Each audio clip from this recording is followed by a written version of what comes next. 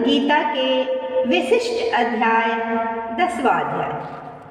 हे पार्थ, मैं तुम पर बहुत खुश हूँ, इसलिए मैं तुम्हारी भलाई के लिए कहता हूँ। मेरे जन्म को तीनों लोकों में न देवता जानते हैं और न ही मुनि, क्योंकि मैं संपूर्ण देवताओं और ऋषियों का आदि हूँ। वे सब मुझसे ही पैदा हुए हैं और जो मुझे अज, अनादि और संपूर्ण लोकों का ईश्वर जानते हैं, वे प्राणी पापों से छूट जाते हैं।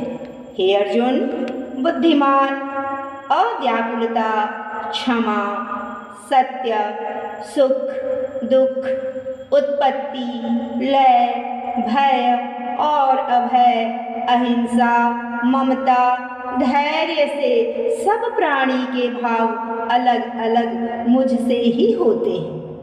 वशिष्ठ आदि सप्तर्षि, सनकादिक चारों मुनि तथा 14 मनु, यह सब मेरे मन से पैदा हुए हैं। इनसे यह सृष्टि उत्पन्न हुई है। वो पुरुष मेरी इस विभूति को तत्व से जानते हैं, वे निश्चय ही योग से मुक्त होते हैं। मैं ही सबकी उत्पत्ति का कारण हूँ, मेरे ही द्वारा सबकी प्रवृत्ति होती है। यह मानकर बुद्धिमान प्राणी मेरा प्रातः स्मरण करते हैं, अहर्निश मुझ में ही मन लगा कर रखते हैं और अपने प्राणों को मुझ में ही अर्पण कर देते हैं। इसी प्रकार वे स्वयं आनंद भोगते हैं। इस प्रकार जो प्राणी निरंतर मेरे ध्यान में मग्न रहते हैं, उनको मैं ऐसी बुद्धि देता हूँ कि वे मुझे पालें। ऐसे प्राणियों पर अनुग्रह करने के लिए आत्मभाव में स्थित जो मैं हूँ, सो प्रकाशमान दीपक से उनके अज्ञान से उत्पन्न हुए अंधकार को नष्ट कर देता हूँ। यह सुनकर अर्जुन ने कहा, हे प्रभु, आप ब्रह्मा हो, परम प्रिय हो, नित्य पुरुष हो, आदिदेव हो, अजय हो, विभु हो, संपूर्ण ऋषि देवर्षि नारद सहित देवल वेद व्यास आदि आपको अज और विभु कहते हैं और आप भी ऐसा ही कहते हैं। हे भगवान, जो कुछ आप कहते हैं, जो कुछ यह मुनिवर कहते हैं, उसे मैं सत्य मानता हूँ। हे भगवान, देवता और मानव आदि उत्पत्ति के कारण को नहीं जानते हैं। हे प्रभु, आपकी जो दिव्य विभूतियाँ हैं, उनको मुझसे कहिए। मुझे भी यह बताने का कष्ट करें कि आपका निरंतर ध्यान करते हुए मैं आपको किस तरह से जान सकता हूँ। आप अपनी प्राप्ति का उपयोगेश्वर और विभूति विस्तार पूर्वक मुझे सुनाएं। अर्जुन के नम्रता भरे शब्द सुनकर श्री कृष्ण बोले, हे अर्जुन, मेरी जो दिव्य विभूतियाँ हैं, उनमें से मुख्य मुख्य तुम्हें सुनाता हूँ, क्योंकि मेरी संपूर्ण विभूतियों को कोई नहीं जान सकता, उनका कोई अंत नहीं है। हे अर्जुन, संपूर्ण प्राणियों के हृदय में मैं बसता हूँ। मैं ही अंतर्यामी हूँ, उनकी उत्पत्ति और नाश करने वाला हूँ और मैं ही 12 मास के सूर्यों में से पौष मास का विष्णु सूर्य मैं ही। मैं प्रकाशमान वस्तुओं में सूर्य, पवनों में मारीच नाम का वायु हूँ, तारागणों में चंद्रमा, वेदों में सामवेद, देवताओं में इंद्र, इंद्रियों में मन और प्राणियों में चेतना शक्ति मैं ही हूँ। रुद्रों में शंकर, यक्ष राक्षसों में कुबेर, 8 वस्तुओं में अग्नि, पर्वतों में सुमेर, पुरोहितों में बृहस्पति, सेनापतियों में शिव जी का पुत्र स्वामी कार्तिकेय और सरोवरों में सागर, महर्षियों में भृगु, वाणी में एक अक्षर ओम, यज्ञों में जप यज्ञ, स्थावर में हिमालय और सिद्धों में कपिल मुनि मैं ही हूँ।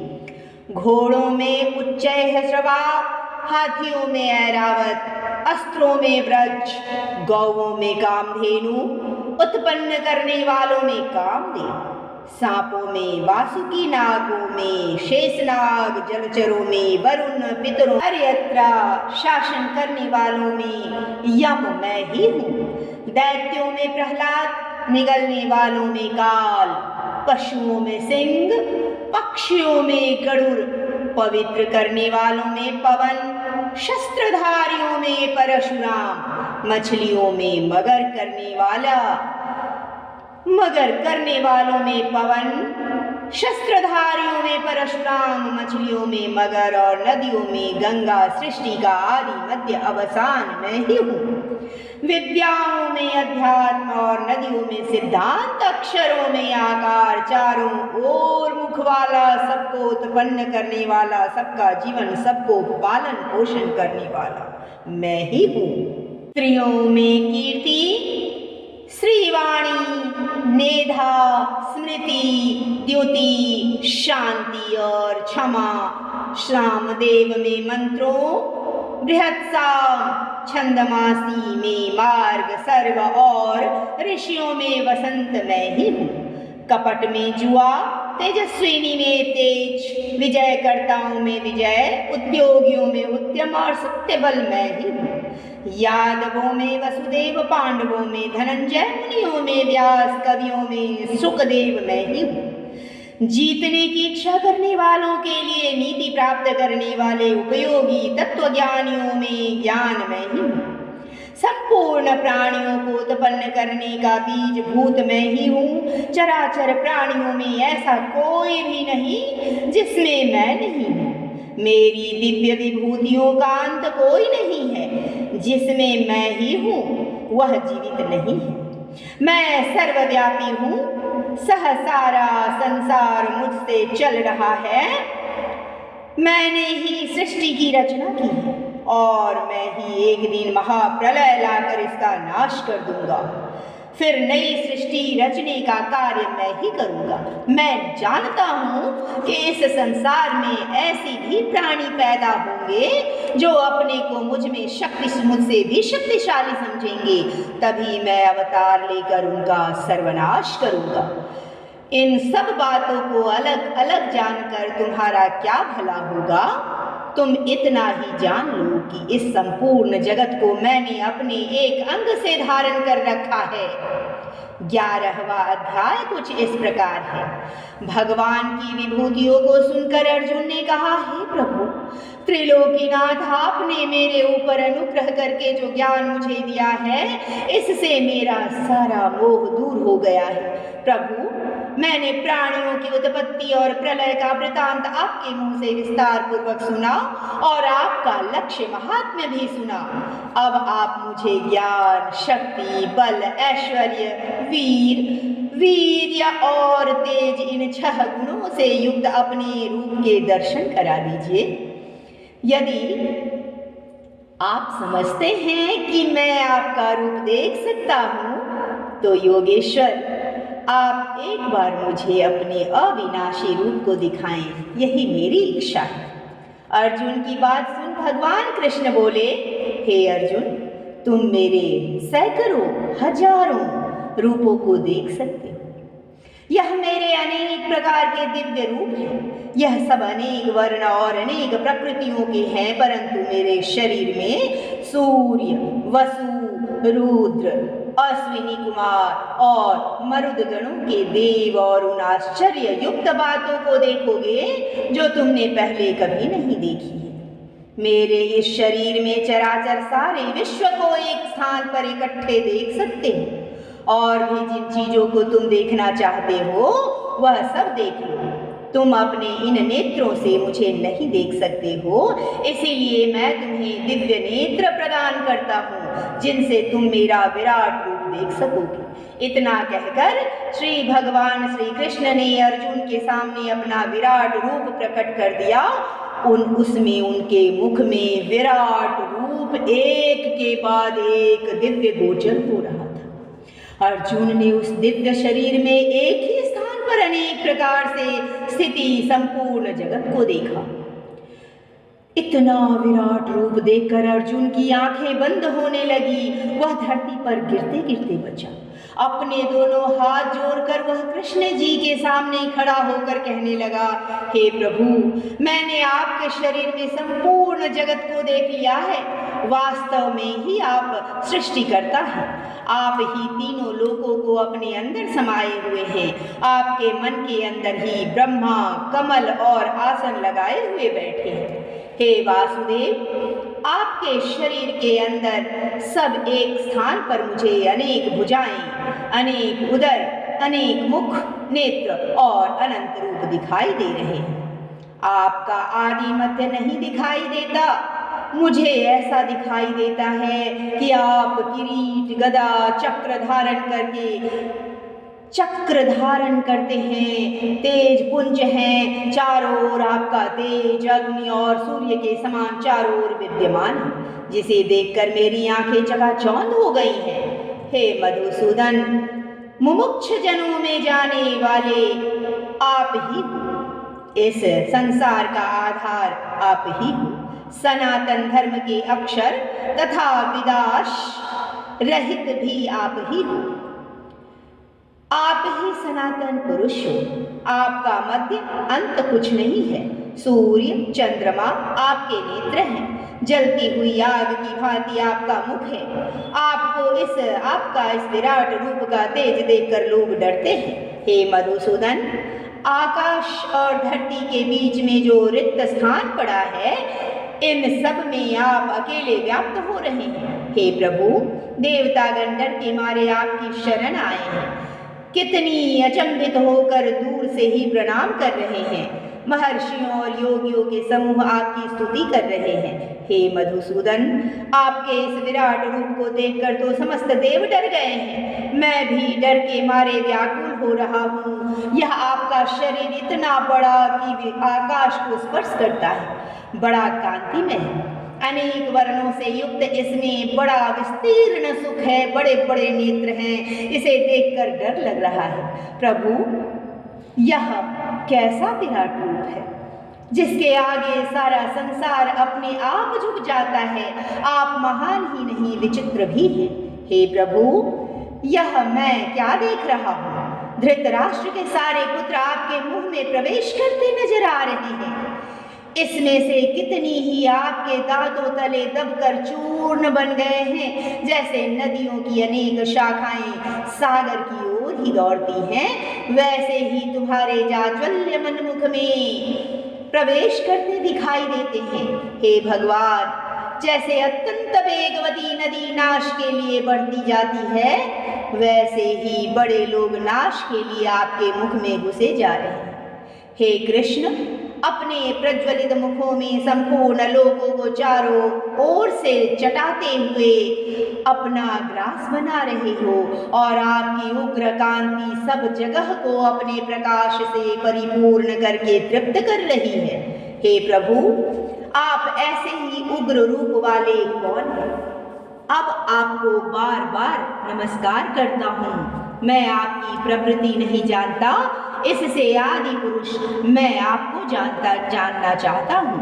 हे देव श्रेष्ठ, कृपा करके मुझे अपने रूप के बारे में बताइए। बस यही मेरी प्रार्थना है आपसे। श्री कृष्ण हंसकर बोले, हे भक्त अर्जुन, मैं इस लोक का संहार करने के लिए प्रवृत्त हुआ हूँ। वह बड़े बड़े योद्धा जो सेना में खड़े हैं, जिन्हें तुम अपने संबंधी, भाई, भतीजे, चाचा, ताऊ, गुरु कहते हो, यदि तुम इन्हें नहीं मारोगे तो भी यह मरेंगे। इसीलिए अर्जुन, तुम तैयार हो जाओ, कमर कसकर खड़े हो जाओ और इन शत्रुओं का नाश करके अपनी वीरता को सिद्ध करो। वैसे तो इन सबको मैंने मगर मार ही डाला है। तुम्हारा तो इनकी मारने में नाम ही रखा गया है। तुम तो इसके निमित्त मात्र हो। तुम्हें दुखी होने की आवश्यकता नहीं है। तुम आगे बढ़ो, तुम अवश्य ही विजयी होगे। संजय ने धृतराष्ट्र से कहा, हे राजन, कृष्ण जी की ये सब बातें सुनकर अर्जुन कांपने लगा और बार बार हाथ जोड़कर नमस्कार करने लगा।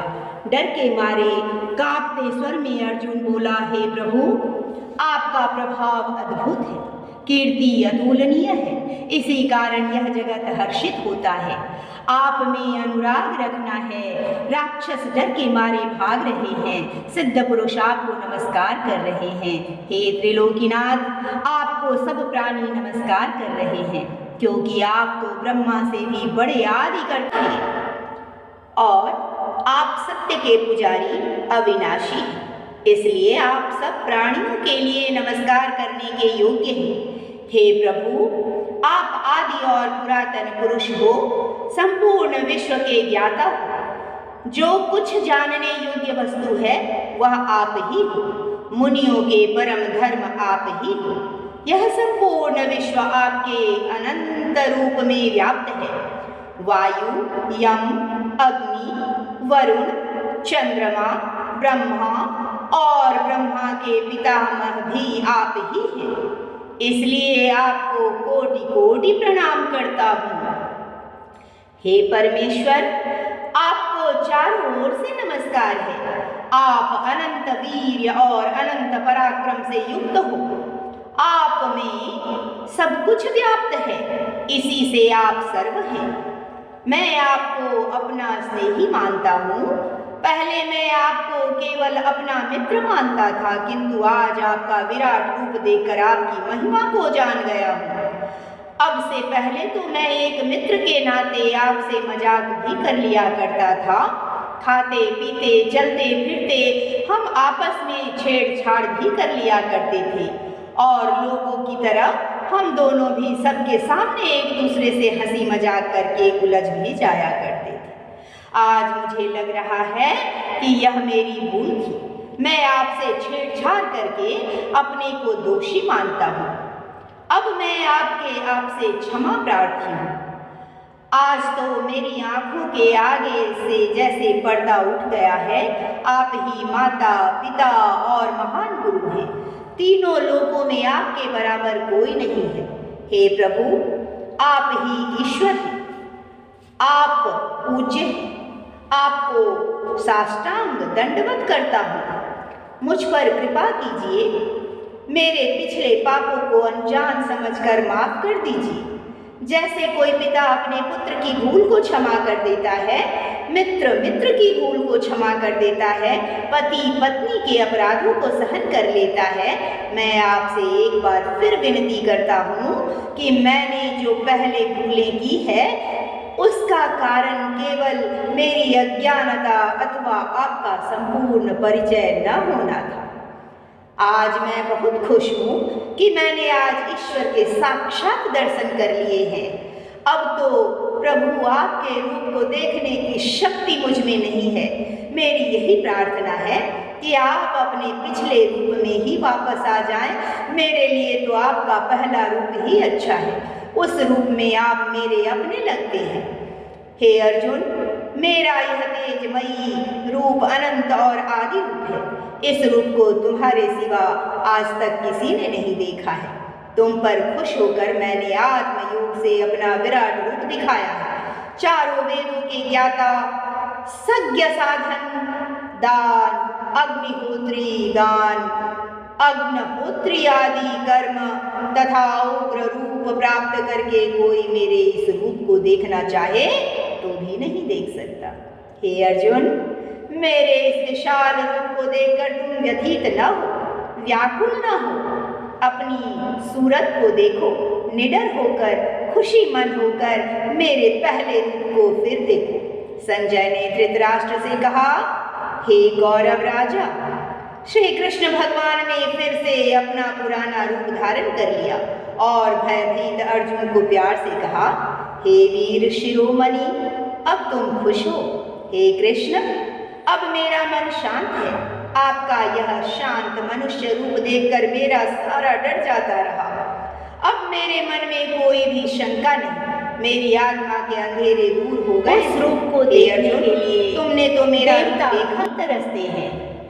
एक बात याद रखो वीर अर्जुन, जो कोई सच्चे मन से मुझे याद करता है, सच्चे मन से मेरी उपासना करता है, वही मुझे प्राप्त कर सकता है। भक्ति ही शक्ति है। मैं अपने भक्तों का पूरा ख्याल रखता हूँ। वीर अर्जुन, जो कोई सच्चे मन से मुझे याद करता है, सच्चे मन से मेरी उपासना करता है, वही मुझे प्राप्त कर सकता है। भक्ति में ही शक्ति है। मैं अपने भक्तों का पूरा ख्याल रखता हूँ।